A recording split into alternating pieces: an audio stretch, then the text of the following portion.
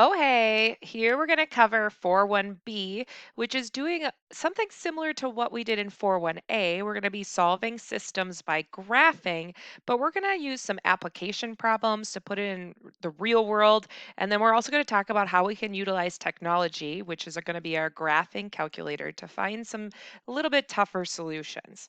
So the first thing would be okay, we have these two equations, and if I told you to graph this right off the bat, you might be a little confused because our typical paper pencil graph paper does not go to -95 for a y-intercept. And plotting 39 over 1 might be a little bit difficult too, let alone the other equation, right? So there are some challenges with some equations that we might be working with. Now, we could change our scale and we could do all that kind of stuff, but we can also utilize technology to help us.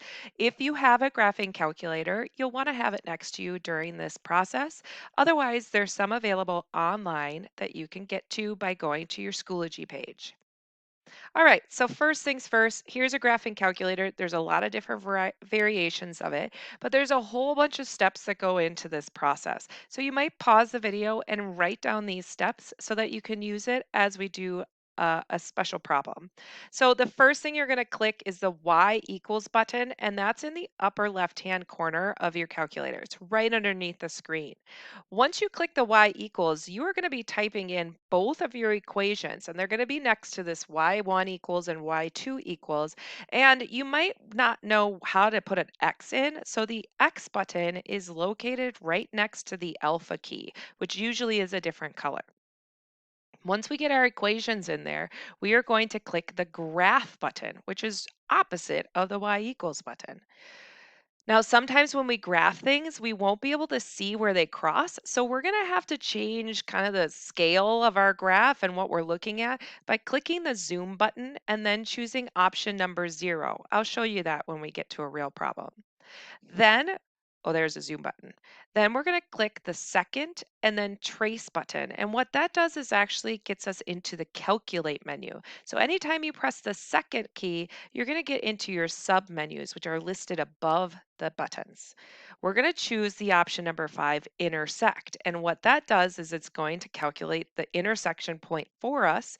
And then all we have to do is press enter 3 times. And the enter button is down there on the bottom. It's the same thing as your equals button, basically. The answer is going to show up as x equals and y equals, which is going to give us our solution to our system of equations. There's a couple other buttons on your graphing calculator I think that are very important, which are the delete button and the negative side. So make sure you note where those two buttons are. Delete stuff, obviously, and then the negative sign, we use that instead of the minus sign when we need to make note of a negative number. All right, so here's what we're going to do. We're going to try that one that we had on the front page, and I already have the solution here. So if you want to try it by yourself and check to see if you got the right answer, great. Otherwise, I'm going to walk you through the process of how to use your graphing calculator. We are on my graphing calculator simulator. Now the screen on mine is over on the right hand side and very, very big, so it's easier to see, but the buttons will all be the same as the ones that I just was referencing. So the first thing we're gonna do is we are gonna go into our Y equals button, and you'll see we have a ton of different Y equals here, and we're just gonna use the top two. It doesn't really matter which ones you use, but it's just easiest. So I'm gonna type in my first equation, which was 15. Now that X button again is right by that alpha key, 15x. Then I'm going to use the minus button because I'm subtracting 23. I'm not going to use the negative sign quite yet.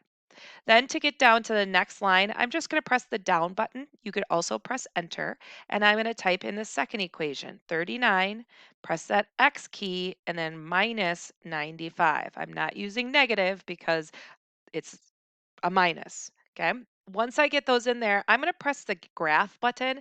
And what you'll notice is I just see two lines. I don't really see much of interest between those two.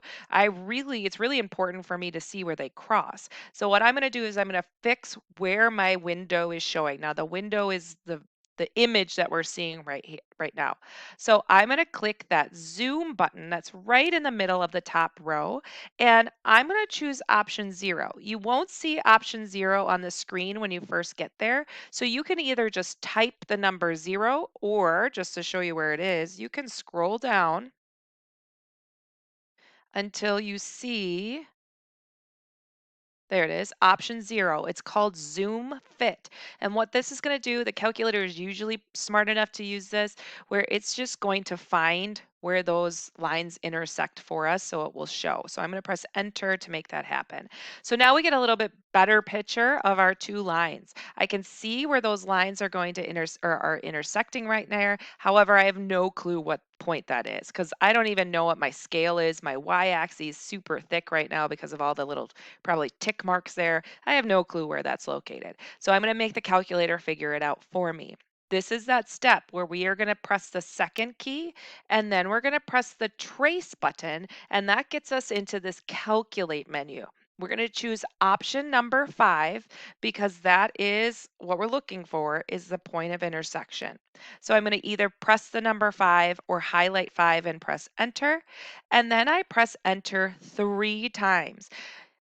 The details behind this is that you're telling the graphing calculator, that is my first line. When I press enter, this is my second line. And then when I press enter the third time, I'm going to make a guess. And then it pops your cursor to the correct answer. So our intersection here, I know I'm done because it says intersection, is at 322. You can use the checking method we talked about in the last section to plug those in and see if they work. This strategy also works brilliantly when we have a decimal solution. So here we are at an application problem. We have Petra is on page 96 and reads 9 pages per day. Holly is on page 6 and reads 20 pages per day. And what we're curious about is when will they be on the same page in the book? We have a little template here to help you solve these problems. And it really does help if you can utilize this to keep you organized. So the question is, when will they be on the same page? I don't really care what that page is. I just want to know, when will it happen? Some people might jump straight away to writing equations, and you can do this without writing equations. But if the really quick way to do this is to write equations. But the first thing we have to do is identify our variables or define our variables. I typically use X and Y, although you are not limited when you are setting up your own equations. You can use whatever letters you want to. But as a reminder, our X and our Y are based on our independent and our dependent variables. We've talked about that in class before. In this case, our independent variable is how many days we are going to be reading that book. Okay, once I know how many days I'm reading, that will tell me how many pages I have read, which would be considered our dependent variable. I have some other hints over here on the left if you would like to look at those notes. Now we're going to write two equations. One of our equations is going to have to do with Petra. So Petra is on page 96 and reads 9 pages per day. So 9 is our rate, or in other words, our slope. 96 is where she's starting at. So if you think about y equals mx plus b, our slope would be 9 and our y-intercept would be 96. The second equation is going to have to do with Holly. Holly is currently on page 6 but reads 20 pages per day. So she's reading at a quicker rate, but she's starting a little bit um, less in the book. So an equation that could represent Petra would be 20x plus 6. Now, to find the solution, you could try to graph these using paper or pencil, but it is actually much, much faster to use your graphing calculator. because of the fact we have some larger numbers involved here. I'm not going to walk through the graphing calculator process again, but you could go back and look at those steps.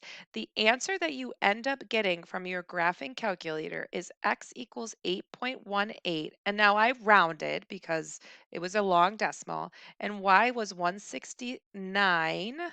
Miswrote there, 169.7. The last thing that's really important to think about is what is your solution? So, our question is when will they be on the same page? And so I want to choose the variable that is representing our time. And it just so happens that X was talking about the number of days. So my answer would be after about 8 days. Oopsies. Oh, there the thing went away. There we go. About 8 days. So that would be the solution that I would say to this problem.